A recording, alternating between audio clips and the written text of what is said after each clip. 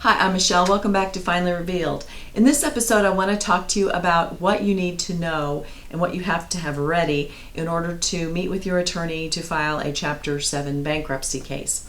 A Chapter 7 case, as I say in another video, and I'll put the link below, a Chapter 7 is a straight discharge where you are going to be discharged from your unsecured debt. Certain things are not capable of being discharged. I will create another video for that.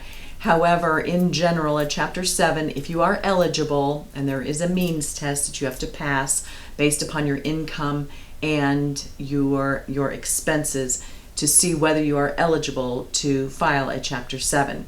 If you are eligible, you have an attorney ready, then you need to be prepared to pay the filing fee and to pay your attorney. Usually the attorney will do this on a flat fee basis for the basic filing and attendance at the 341 meeting.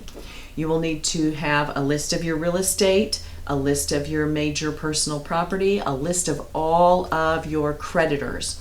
In a bankruptcy, the person filing, or people, if it's a married couple, you can file one case together. You are called the debtor.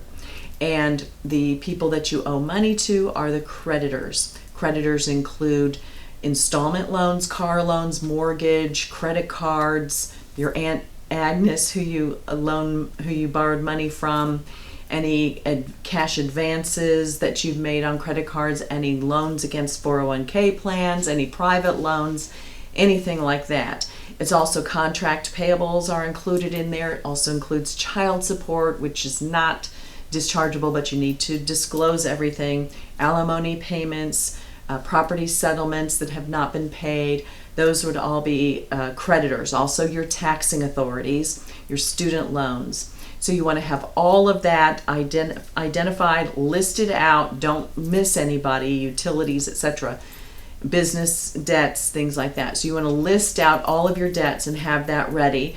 Then you are going to need to know the value of your real estate, if it's your residence, the value of your vehicles, the value of any life insurance and cash advance that you have, any equity in any whole life, deposits that you have paid, maybe your landlord, if you have equity in a country club membership, stocks and bonds, everything. So you need to, everything that you owe and everything that you own, you need to have it listed out. It'll make it a lot easier.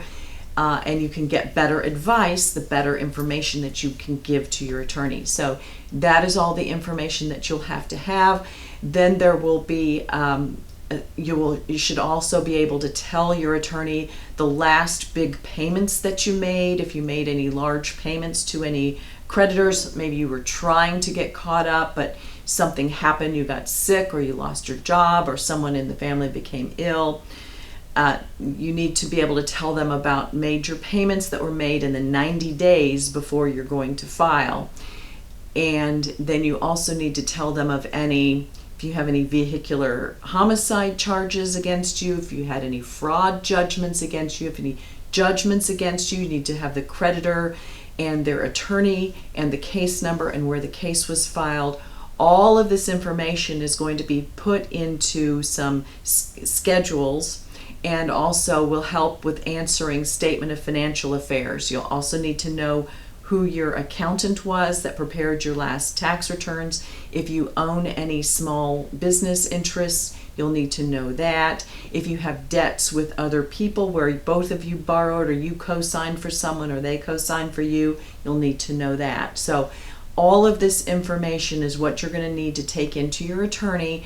And then depending upon where you live, there are certain exemptions, things that you can keep even though you go through bankruptcy, certain things that you can't keep. There are going to be certain possible arrangements that you can make to protect property that you might lose if you don't protect it before you file a bankruptcy. That's some pre-bankruptcy planning. It's perfectly legal, but your attorney can tell you based upon where you live and what property you own what things you should or shouldn't do. And then there are certain situations where there is property that is not included in the bankruptcy, and you need to be very clear with your attorney, get it in writing if necessary, what those items are. when is the bankruptcy going to be filed, because you're going to have to physically sign these documents to verify under penalty of perjury that they're correct, and you need to be prepared to swear to that. And then you want to know when the bankruptcy is going to be filed and what you can and can't do with your money, with your property, right before the bankruptcy is filed and right after. So ask those questions of your attorney. You need all of the information. You need to have the money to be able to pay for the filing fee and your attorney.